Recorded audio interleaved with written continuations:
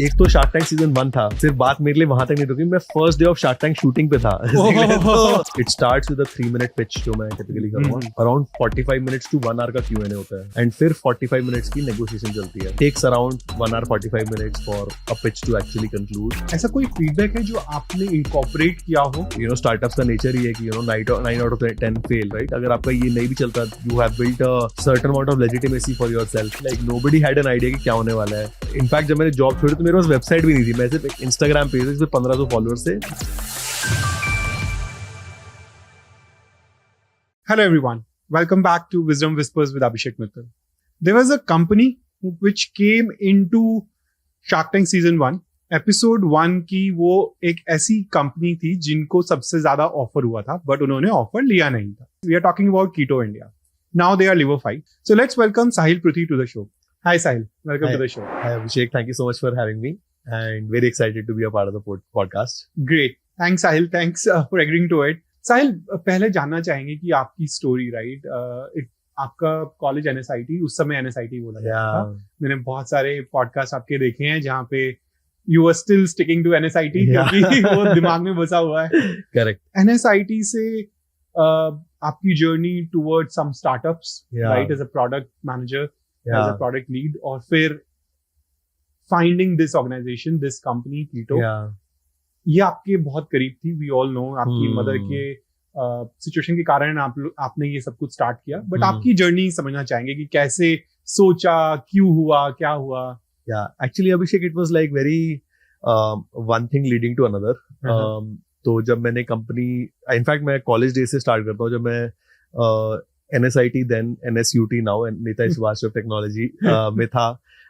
I think तब तक तो स्टार्टअप का कल्चर इतना पिकअप नहीं किया था, बट in those 4 years मैंने ऑलमोस्ट काफी स्किल्स ट्राई किए, starting from debating to theatre to business plan competitions to event hosting. I was very active in the event hosting circuit in general.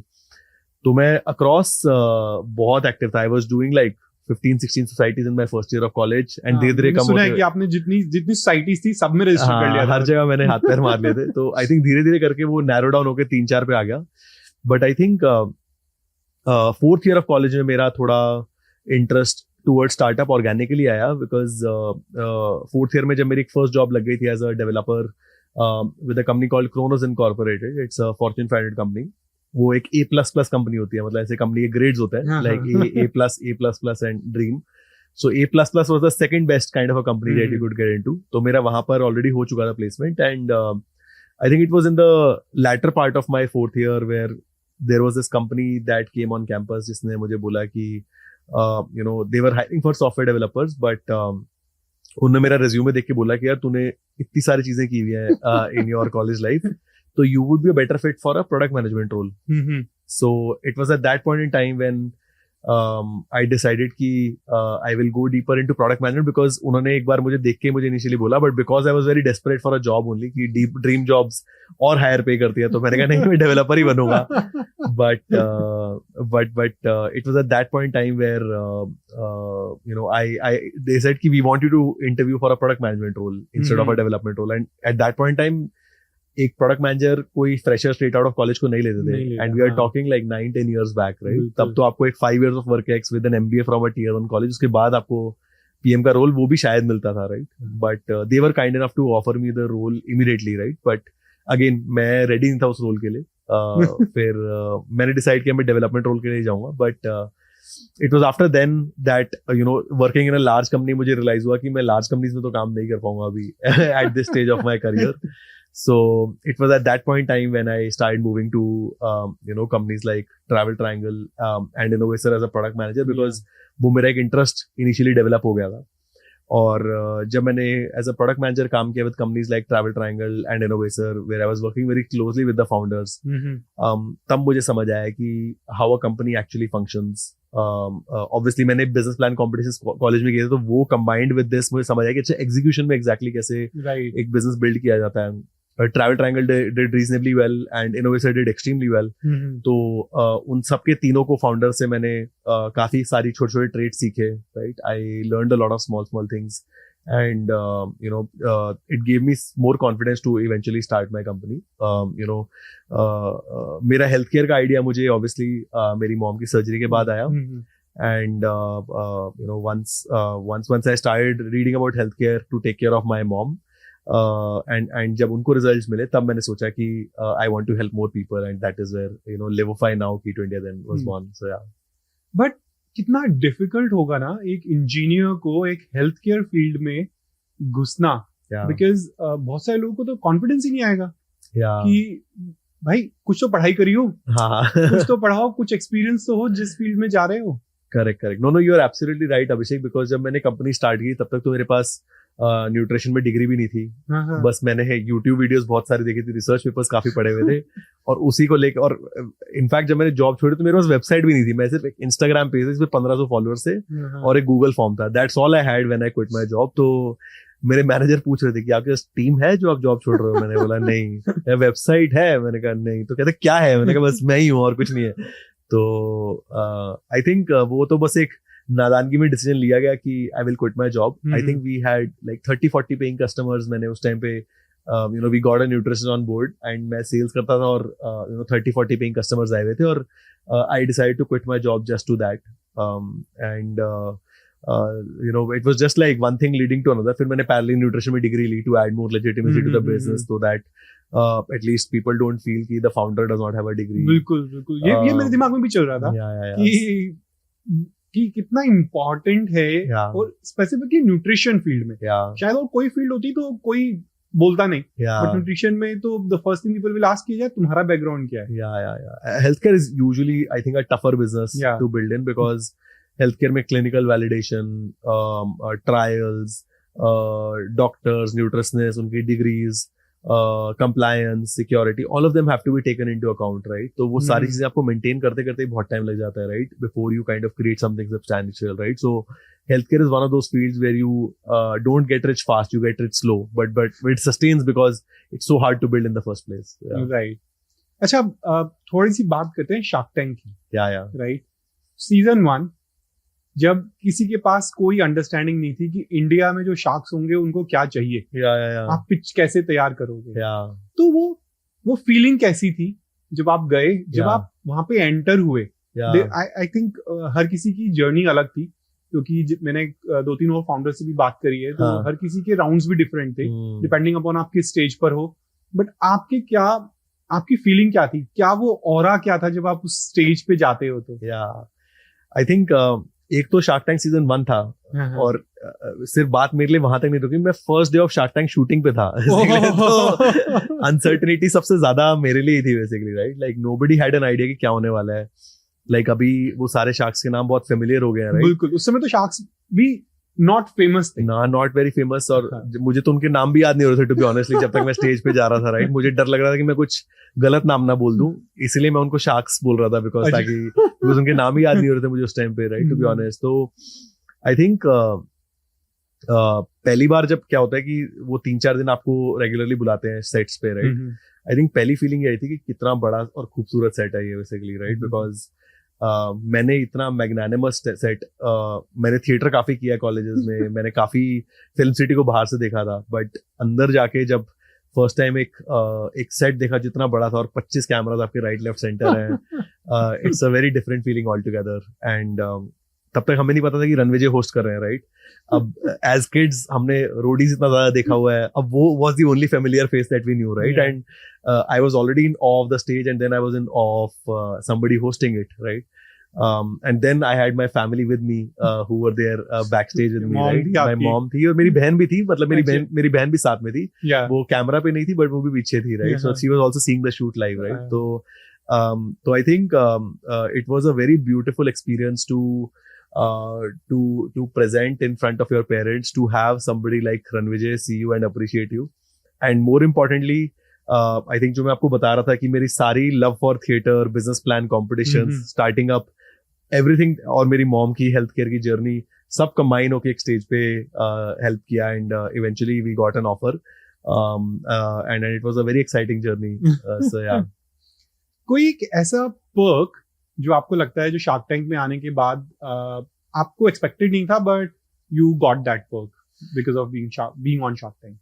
Actually हमें नहीं पता था कि the Shark Tank season 1 would become so big, right, कि वो prime time पे आने वाला है, इतना बड़ा होने वाला है. हमने तो बस शार्क टैंक यूएस ऑस्ट्रेलिया देखा था, और मैंने मुझे in general I enjoy the stage, I am very comfortable with the stage, तो आई थॉट कि this will be a good thing for me to kind of give a shot to, and इसलिए मैं वहां पर चला गया. And but after that I think the one of the perks is obviously business को recognition मिलती है, but आपको बहुत रिकॉग्निशन मिल जाती है, and that is very helpful. You like people in markets, streets start to recognise you, people look up to you, and businesses easily recognize you. There is higher level of legitimacy whenever you go to a business as well, right? All those small things really add up, right? And God forbid अगर आपका startups का nature ही है कि 9 out of 10 fail, right? अगर आपका ये नहीं भी चलता, you have built a certain amount of legitimacy for yourself, right, in the long run, that even if you have to give another shot, you already have substantial, like being one of the top 80 people out who to be aired on TV out of 85,000 people, that's a very slow odds in the first place, right? So yes, it in itself adds a lot of credibility, legitimacy, and it's very helpful in the long run, basically, from a business standpoint and from a personal standpoint. उस समय दिमाग में क्या चल रहा था जब आपको 1.6 करोड़, जो कि सबसे वन ऑफ द उस सीजन का सबसे बड़ा ऑफर था, राइट, और 4 शेयर्स, 1 नहीं 2 नहीं, और जिसमें से एक अश्नीर ग्रोवर भी थे, राइट, जो कि सबसे डिफिकल्ट थे टू क्रैक इट. तो यार उस समय क्या दिमाग में था कि मना कराए? आई थिंक कुछ पता ही नहीं था ना, क्योंकि फर्स्ट सीजन था और फर्स्ट शूट पे मैं जा रहा था, तो मुझे नहीं पता था कि एग्जैक्टली क्या होने वाला है. To be honest, I thought of it as a round where I am actually looking to raise 4 to 5 crores, and 1.6 crores or 1.5 crores or 1.6 crores was a part of the round that I'm raising. And मैं ये सोच रहा था कि 1.6 crores में मैं 24 महीने के लिए कंपनी कैसे चलाऊंगा, because a healthcare technology is a very capital intensive business. मतलब आपकी डेवलपमेंट कॉस्ट ही इससे ज्यादा पड़ जाती है, because आप अगर वेब या ऐप या सिक्योरिटी इन सब चीजों पे काम करते हैं, तो वो कॉस्ट काफी हैवी होता है एसेट को बिल्ड करने का. एंड अगर आप इनिशियली इक्विटी से काफी पार्ट कर लेते, तो आपको इमीडिएटली उसके बाद नेक्स्ट राउंड रेज करना पड़ता है. And that's why I thought कि it would maybe make more sense for me to kind of not take the offer and raise a higher check size. I felt that business को 4 से 5 करोड़ चाहिए होंगे, and I was very focused that I would want to raise that check size. Otherwise, it would not be enough for me, and it might kind of put me in a situation where I am 4-5 months या 6 months into the business and I have to go back to the market and raise more money. So right, because मेहनत भी बहुत है और तैयारी बहुत करनी पड़ती है. आप किसी भी इन्वेस्टर्स के पास जा रहे हो, तो इट्स बेटर कि है आपको लग रहा है कि आपको और रेज करना है, then maybe you can be part of that. हाँ, मतलब आपको 2 करोड़ में भी उतनी एफर्ट लगती है, 5 करोड़ में भी उतनी एफर्ट लगती है, राइट. तो आप 5 करोड़ के लिए एफर्ट कर लो, राइट, कि आप कर रहे हैं तो आप ढंग से एफर्ट कर लीजिए.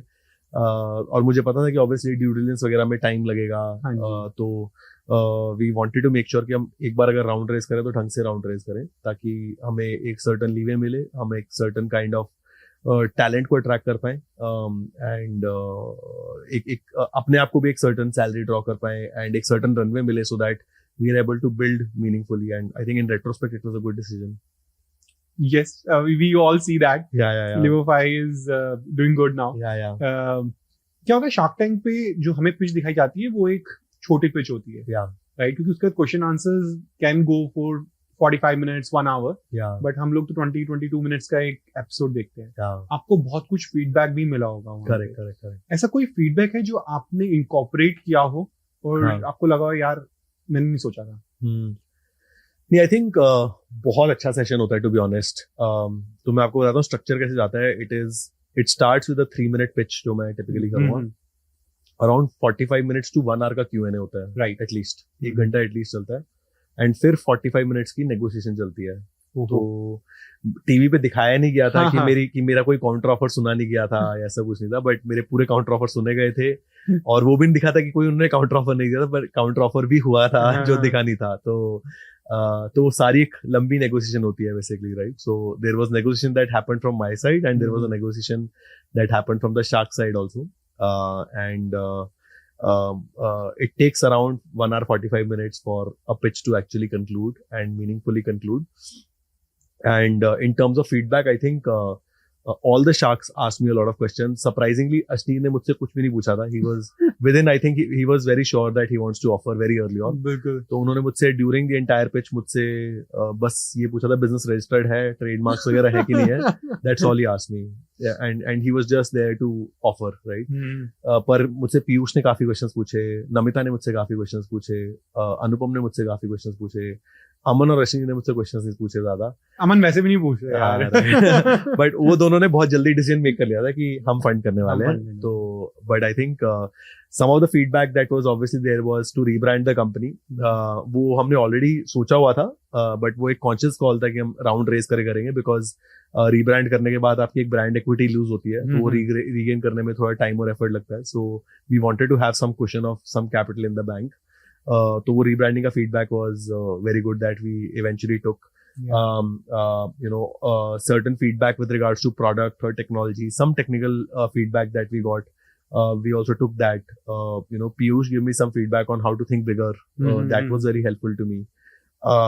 नमिता ने बोला कि आप तो एक्टर बन जाओ. मैंने वो नहीं लिया अभी तक, बट वो टीवी पे आया नहीं, बट उन्होंने बोला कि मुझे तो आप काफी अच्छे लगे, आप एक्टर ही बन जाओ. मैंने कहा नहीं, अभी बिजनेस चला लेते हैं. But she was very sweet. I think she was very supportive through out. So some feedback I sadly could not take, but I hope maybe 5 years down, 6 years down that happens. Stage का तो love है ही ना, वो कभी ना कभी आ जाएगा निकल के. You can be Boman Irani after 40. Maybe you never know. So yeah. Never say never. Yeah, absolutely.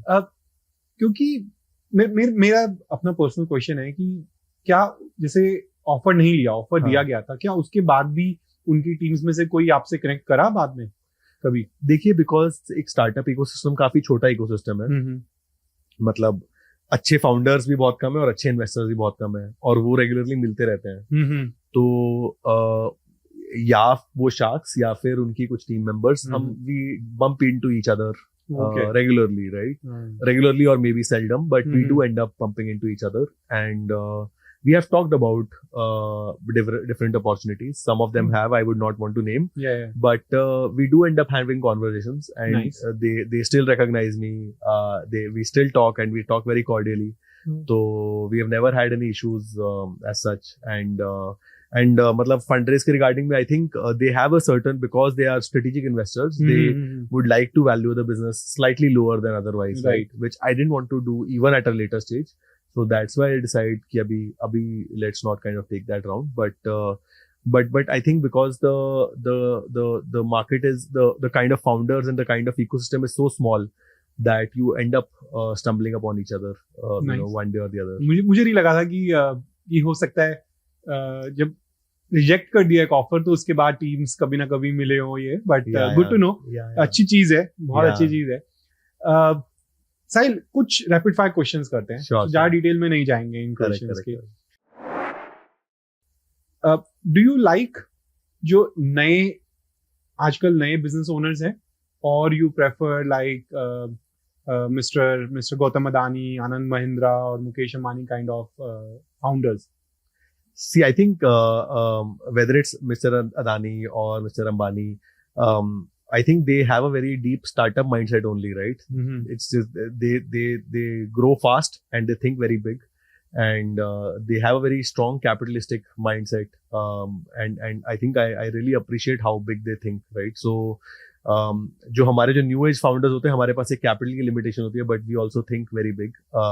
We are not able to think of profitability intuitively, but they are able to think of it because they are at that stage where they can afford to get a moat of building a large business and a very profitable one very initially. So I think a mix of both is very important, which is think of growing fast, but also think of unit economics regularly. Good. You spend more time on reading or social media? Social media right now, sadly, because reading is a longer engagement. I really enjoy reading, but I think because the work hours are so long that मेरी mostly knowledge आजकल reel से ही आ रही है. Okay. What's the difference between कि जब एक bootstrap company थी या funded company है, तो क्या किसमें ज्यादा मजा आता है? आई थिंक एक फाउंडर को दोनों फ्लेवर्स लेने चाहिए टू अंडरस्टैंड कि उनका डीएनए क्या है. राइट, और मुझे थोड़ा टाइम लगा ये समझने के लिए मेरा डीएनए क्या है. बूटस्ट्रैप से आप ये समझते हो कि बिजनेस को प्रॉफिटेबली कैसे चलाना चाहिए. I was very profitable from day one itself. तो that help me how to kind of build a profitable venture. उसका एडवांटेज होता है कि आपके पास एक फ्रीडम होती है, आप कुछ भी कर सकते हैं, और उसका एक और एडवांटेज ये होता है कि आपके पास लिक्विडिटी हायर होती है. The disadvantage is that you are not able to think big because market is changing so fast that it's very hard for you to catch up as a bootstrap company, right? If your competitors is raising too much capital and the capital becomes the moat eventually. So, yeah, because आप जितने capital raise करते हैं then you invest in marketing, you invest in your product, right. तो वो grow fast कर पाते हैं. bootstrap में ये सब दोनों अलग-अलग स्टोरीज हैं, दोनों की अलग-अलग जर्नीज है, but thanks for sharing it. What according to you ease of doing business rating in India? If you have to say 1 to 10, 10 being the best, तो कहाँ पर है अभी India? 3. I don't think it's very easy. Yeah, last वाले में मेरे को 3 मिली थी exactly. Yeah, very difficult to do business in India. अच्छा, and maybe specifically because yours is healthcare, थोड़ा सा और भी difficult हो जाता है, right? What you believe in, influencer marketing or social media marketing? Influencer marketing on social media. I think very helpful. So yeah. Okay. Impact of Shark Tank on your business on a scale of 1 to 10, 10 being the 8. Yes. Okay, nice. That's good to hear because funding नहीं मिली उसके बाद भी you are saying कि अच्छा आप अभी के भी Shark Tanks देख रहे होंगे, क्या फीलिंग आ रही है? अभी मैं थोड़ा कम देख रहा हूँ, I want to be honest, because but reels देख रहे होंगे? हाँ, बस जो रील्स में थोड़ा बहुत आता है वैसे ही मैंने सीजन 2 और 3 वैसे ही देखा है, रील्स के थ्रू ही देखा है जो भी देखा है. I think over time it's evolving to more mature businesses coming on Shark Tank, which is also a good thing. I think, but थोड़ा सा ड्रामेटाइज ज्यादा हो रहा है. That is also there. I want to be honest. And कई लोग बोलते हैं यार ये तो लगता है कि जैसे स्क्रिप्टेड है, और कुछ लोग ऐसे आते हैं जिनमें बिजनेस सेंस ही नहीं है फिर भी वो खड़े हैं वहां पे. तो वो स्क्रीनिंग का एक कई बार ये भी दिमाग में आता है यार ये स्क्रीनिंग सही से हुई है या नहीं हुई है, कहाँ कैसे पहुंच गया वहां. नहीं, I think we also have to empathise with where the casting team is coming from. उनको चाहिए जो लोग, आई एम श्योर कि मेरा business best health care business नहीं होगा जो टीवी पे गया. आई एम श्योर मुझसे बड़े बिजनेसेस ने भी अप्लाई किया होगा, right. And I am not talking about only my self, other founders included. But उनको ये देखना है कि ये जो बिजनेस है क्या ये पैलेटेबल है या for the audience, larger audience. जब 2-3 करोड़ लोग आपको देख रहे हैं टीवी पे, जब वो इंटरव्यू भी करते हैं आपको, दे सी कि इसका एक बिजनेस लेजिटिमेट है कि नहीं, इन्वेस्टेबल है कि नहीं है. और सेकंड चीज वो देखते हैं कि क्या लोग इसको कंज्यूम कर सकते हैं कि नहीं कर सकते. Will they relate with this person, does this person have a story जो रिलेटेबल है, will they like looking at somebody like this person on camera, will this person look good और not, right. I am not saying I look good on camera, but in general they want to make sure कि एक camera में बंदा अच्छा लगे, एक palatable लगे. और समटाइम्स थोड़ी सी उनको चाहिए कि थोड़ी सी उल्टी इंटरेस्टिंग स्टोरीज आए, उटपटांग स्टोरीज आए, वो शो को इंटरेस्टिंग बनाता है, कनेक्ट बना सकते हैं ना लोगों के साथ. क्योंकि एट द एंड वो तो आप लोगों को दिखाने के लिए बना रहे हो. करेक्ट. 2 मोटिव हैं, एक आप उनको फंड कर रहे हो, एक आपको वो एयर पे भी लेके जाना है, और आपको उनको लोगों को दिखाना है, कनेक्ट कर सके. अच्छा, तो जैसे अब हम बात करते हैं जो ये यंग एंटरप्रेन्योर्स आ रहे हैं. I am not saying that you are not young, but now there are more people coming from your colleges and new people coming from colleges, and there is a big entrepreneurial spirit in this environment right now. तो आप क्या ऐसे कुछ tips देना चाहेंगे लोगों को जो कि इस जर्नी में घुसना चाहते हैं? आई थिंक फर्स्ट चीज तो मैं ये कहूंगा कि think of unit economics as soon as possible. First thing. Second thing, try and think long term. It's not easy, but अगर आप कर सकते हैं तो करके देखिए, राइट. तो फॉर एग्जाम्पल एक यूनिट इकोनॉमिक्स का मतलब है कि जो ये बिजनेस है प्रिंसिपली मनी कैसे मेक करेगा, और ये ट्रांजैक्शन लेवल पे प्रॉफिटेबल ट्रांजैक्शन अभी बन रही है कि नहीं बन रही है. That is the first thing. And second चीज आप ये देखिए कि जो आप बना रहे, is it going to be large enough for you to kind of put in your time and effort, or put in maybe give up your salary, stable salary to start a company, right? Lot of times आप ऐसा भी हो सकता है कि जितना पैसा business से कमा रहा है, it is less than the salary 5 years down, right. तो उसकी अपॉर्चुनिटी कॉस्ट इतनी हाई है. तो and third thing I would say is that don't do a business because you want to get into Shark Tank, right. Like business अभी glamorous लगने लग गया because of Shark Tank, but it's a very very unsexy job. It requires you to do very boring stuff on an everyday basis. Job में मैं product management, design वो सब कर रहा था, right? और मेरा यहाँ पर आजकल daily का काम होता है, legal कर रहा हूँ मैं, HR कर रहा हूँ, finance कर रहा हूँ. A lot of these things I don't enjoy, right? So it's doing a lot of boring things. तो आपको like you should be okay with doing the boring things in general. Holistic पूरा करना पड़ेगा. Right. आप fame के लिए मत आइए, आप आइए बिकॉज आप एक कुछ मीनिंगफुल प्रॉब्लम सॉल्व करने के लिए आ रहे हैं. And fourth I would say is that understanding your DNA. It's not like कि वो आपको समझ आ जाएगा जल्दी, but focus on this question कि आप एक लाइफस्टाइल बिजनेस बनाना चाह रहे हैं या फिर एक लार्ज एंटरप्राइज बनाना चाह रहे हैं. तो अपना डीएनए भी जितना जल्दी जान सकते हो उतना बेटर है. So I think these would be my 4 thoughts that I would give. ऐसा कोई डिसीजन जो आपने अपने बिजनेस में लिया हो, उस समय आपको लगा यार ये बहुत डिफिकल्ट डिसीजन है, हाँ, बट बाद में यू वुड हैव अप्रिशिएटेड कि यार अच्छा हुआ मैंने लिया था? I think a couple of decisions. I would probably say one of the decisions, obviously, Shark Tank का fundraise offer, because जैसे शो एयर हुआ, there was so much of noise कि क्यों नहीं लिया, right? मुझे तो 3 महीने तो मतलब हर रोज कोई मुझसे पूछता था कि क्यों नहीं लिया, right? तो आपको भी अफेक्ट करता है ये बात कि क्या मैंने कोई बस मिस कर दी, हाँ, क्या मैंने मिस कर दिया, राइट? सब ले रहे हैं और मैं क्यों नहीं ले रहा, राइट? और 3 महीने तक आप ये सेम बात बार बार सुनी जा रहे हैं. शार्क टैंक बड़ा होता चले जा रहे हैं, राइट? और आपको ये बात रिकरेंट एक थॉट आपको मिल रहा है. तो वो मुझे काफी बाइट कर रहा था काफी टाइम तक. But I think over time जैसे ही हमने लाइक थोड़ा कैपिटल रेज किया, बिजनेस में थोड़ा मीनिंग आया, तो मुझे लगा कि नहीं, अच्छा किया. इन retrospect it was a good decision, right? which is a very normal thing in business कि आप बहुत सारे डिसीजन लेंगे, अब आपको नहीं पता कि उसका जो नेक्स्ट स्टेप है वो सही है कि गलत है, बट अगर आप मूव नहीं करेंगे तो बिल्कुल फंस ही जाएंगे. तो आपको लेना पड़ेगा डिसीजन और आगे उसको फिगर आउट करना है इसको सही कैसे करें. Okay. ऐसी कोई डिफिकल्ट सिचुएशन आपकी बहुत सारी आई होंगी, बट कोई ऐसी डिफिकल्ट सिचुएशन जो आपको याद हो और जिससे आप निकले भी हो? I think low phases in business, there have been situations where we have had very limited capital और उसको भी हमें navigate करना पड़ा है कि, how do you kind of figure out to grow the business or get out of this limitation in terms of capital. Lot of times social media algorithms have changed, so we have had to navigate कि अब कैसे we come at par, right? Technology has changed significantly over time, so we have had to do lot of pivots around that as well. So I think you have to kind of constantly evolve as a person, right? So it's not just, I think it's when you run a company for 4-5 years, it's not one company that you're running. It's like 3 companies that you've run in the span of 5 years, because you also have to evolve as a person every 18 months ki एक company का stage होता है which is called as a setup stage. वो early stage है, तब आप बिल्कुल 0 to 1 problem solve कर रहे हो. फिर एक आता है ग्रोथ स्टेज आता है, जिस फेज में हम हैं 1 to 10 स्टेज, राइट? तब आपको समझ आना चाहिए कि अब आपको सिस्टम्स और प्रोसेस की जरूरत है रन करने के लिए. और फिर आता है स्केल स्टेज आता है, जहां पर फाउंडर को अपने आप को इरेलेवेंट करने की जरूरत है कंपनी में. Very difficult to do, right? तो तो I have also had to evolve very regularly as a person over time. आपने एक बहुत अच्छी चीज बोली, टेक्नोलॉजी, राइट?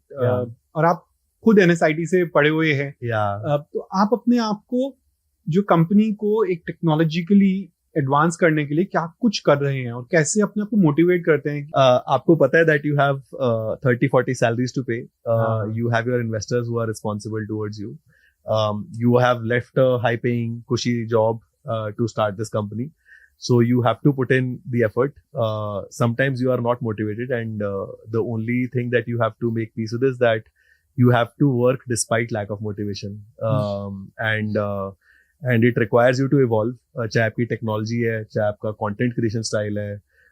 जैसे हम ये पॉडकास्ट कर रहे हैं, राइट? आज से 5 साल पहले podcasting was not a regular वो, but I have also learned how to put myself out there, because a founder's face being there also helps in legitimacy of the business, right? So ये छोटी-छोटी चीजें आपको सीखनी पड़ती हैं और बहुत फास्ट सीखनी पड़ती हैं, right? So you have to regularly kill the previous version of you and evolve to being a new one. So yeah. कभी दिमाग में आया कि यार एक co-founder ले आता हूँ?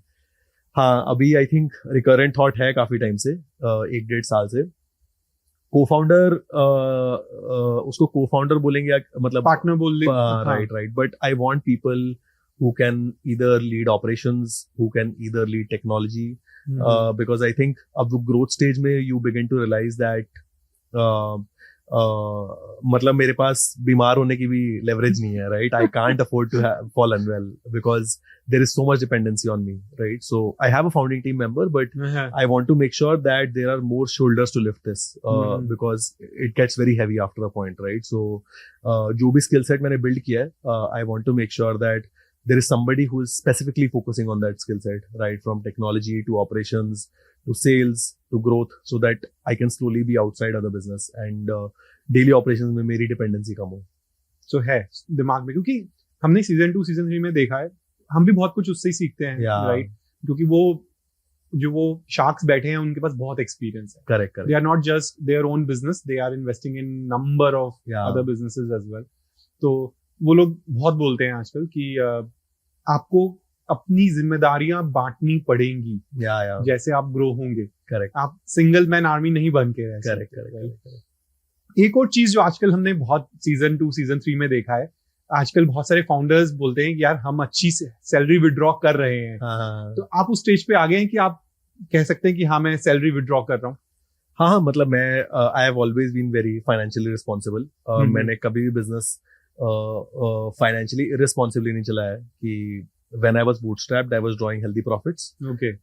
Even when I raised capital, I was very clear with my investors that I know कि मेरी salary way higher होगी as an employee, but I want to draw enough for me to not feel unhappy while running this business, irrespective of what stage. तो मैंने and I want to make sure that my financial health is decent because it gives you mental sanity to run the business peacefully, right? And investors understand that, and I'm very grateful that I have good investors who have a lot of trust in me. वो लोग मुझे 5 साल से जानते हैं, 6 साल से जानते हैं. तो irrespective of whether the business goes through a good phase or a bad phase, उन्होंने मुझ पे ऐसे कभी नहीं बोला कि तुम्हारी या तो एफर्ट में कमी है या फिर तुम सैलरी क्यों ड्रॉ कर रहे हो, right? तो उन्होंने मुझे कभी ऐसे नहीं बोला. They have always been very supportive and they understand कि Sahil has not been very unreasonable with whatever he draws even right now. So we've never had any discussions as such with regards to this. Good to know. And Sahil, कितना जरूरी है अपनी, I'm not saying again कि starting से salary draw करो, जैसे आपने कहा कि जब bootstrap था तो I was drawing profit, right? I was not drawing the salary because it was bootstrap. मेरा पैसा है, मेरा money है. Correct. Right? बट जब नए फाउंडर्स, जब नया थॉट प्रोसेस आता है किसी के दिमाग में कि यार कुछ फाउंड करते हैं, कुछ धमाका करते हैं, right? I have a vision to prove, I have a problem to solve. तो और वो जब बूटस्ट्रैप के बाद फंडिंग की तरफ जाते हैं, तो ये कितना जरूरी है कि सैलरी की डिस्कशंस उस समय हो? देखिए, अगर आप को फाउंडर्स रख रहे हैं और if you are multiple people who are joining the business together, पहला तो डिस्कशन आपका ये होना चाहिए कि आपका इक्विटी स्प्लिट क्या है. आपको ये बात डिस्कस करनी चाहिए कि अगर थिंग्स गो साउथ तो क्या करना है, राइट? अगर आप हम में से कोई एक बिजनेस छोड़ता है तो ये जो इक्विटी है जो हमने डिवाइड किया वो किसके पास जाएगी. उसके बाद ये डिस्कशन आती है कौन कितना ड्रॉ करेगा, पर ड्रॉ कौन करेगा जब तक पैसे ही नहीं अभी तक बिजनेस में, right? So I think first and foremost has to be कि यार अब जो हमने बिजनेस स्टार्ट किया है, and I learn this from one of my investors who I was just on a dinner with just yesterday, right? तो उन्होंने बोला कि यार जो आएगा वो हम इक्वली डिवाइड कर लेंगे अमंगस्ट अस, जितना बचा उसको हम डिवाइड कर लेंगे.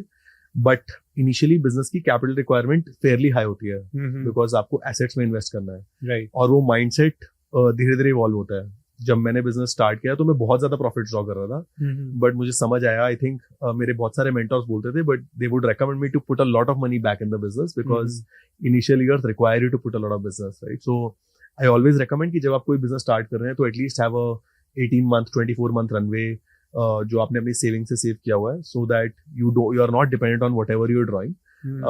But if you can be very responsible. मैंने जब कंपनी स्टार्ट की थी, we were very profitable from day one.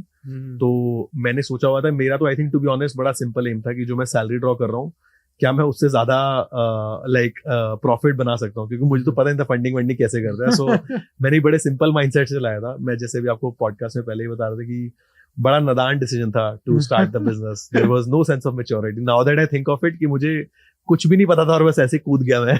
But I think these are small things that you can learn from mistakes that we have done to take better calls, as you start a company. Thanks, Sahil. मेरे सारे questions तकरीबन हो गए हैं. जो भी discussion points थे जिससे हम हेल्प कर सकते हैं, बट आपके दिमाग में कुछ भी हो यंग एंटरप्रेन्योर्स के लिए, यंग स्टूडेंट्स के लिए, Yeah. जो ये इवन सोच में भी लेकर आते हैं. और आजकल तो it's not just engineering colleges, right? हम लोग देखते हैं क्योंकि उनके पास एक इंक्यूबेशन सेंटर्स होते हैं, तो Yeah. वहां पे आपको बहुत गाइडेंस मिलती है.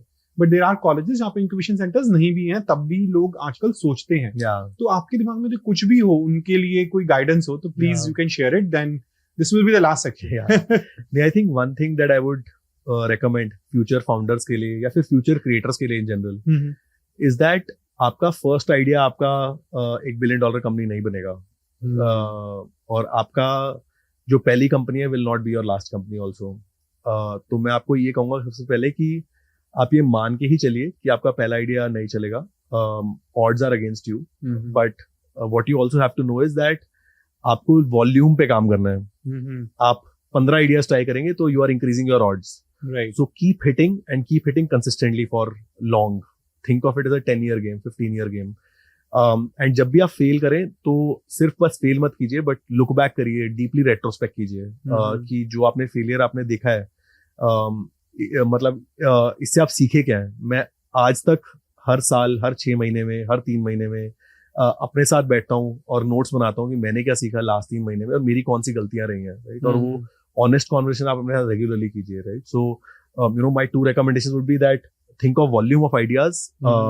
In all likelihood you will not have your first idea as the best idea.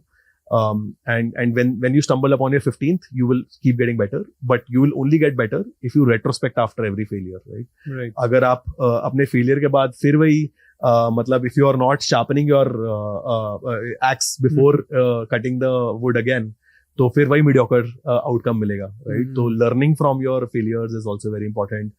Very deeply introspecting कि क्या गलत गया, what went wrong. Are you speaking to people who are older than you, smarter than you, who have been there? वो regularly कीजिए. तो ये 2-3 चीजें आप करेंगे तो your odds of success will be higher. Great. Thank you. Thanks, Sahil.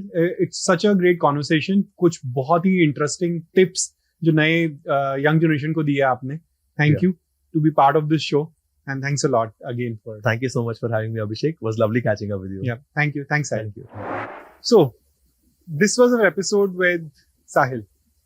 बहुत कुछ ऐसी टिप्स मिली हैं जो कि इंटरेस्टिंग है, जो कि हम अपनी लाइफ में अप्लाई कर सकते हैं, not just in a startup ecosystem but generally भी, राइट. सो आपको यदि कुछ भी और समझना है, कुछ भी और डिटेल्स चाहिए, so please you can write to us. You can reach out to us on Gmail, LinkedIn, and Instagram. And if you are watching us on YouTube, please like, share, and subscribe. And if you are hearing us on audio podcast, we are available on almost every audio podcast platform. Please follow us so that you can keep getting the regular updates. So guys, for the time being, this is Abhishek Mittal signing off from Wisdom Whispers with Abhishek Mittal.